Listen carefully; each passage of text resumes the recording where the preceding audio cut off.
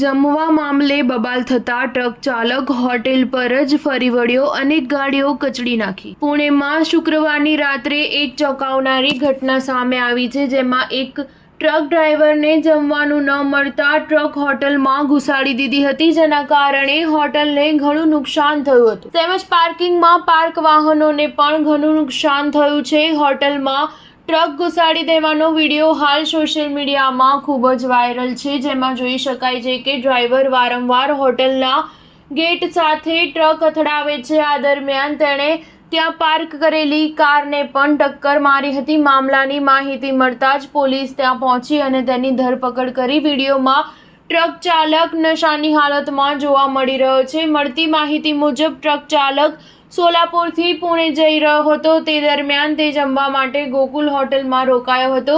અહીં ટ્રક રોક્યા બાદ તે હોટલની અંદર ગયો અને જમવાનું માંગ્યું। કહેવાય છે કે હોટલના માલિકે તેને જમવાનું આપવાની ના પાડી દીધી હતી। આ પછી તે પાછો તેની ટ્રક પાસે ગયો અને તેને સ્ટાર્ટ કરીને હોટલના પ્રવેશદ્વાર તરફ હંકારી ગયો।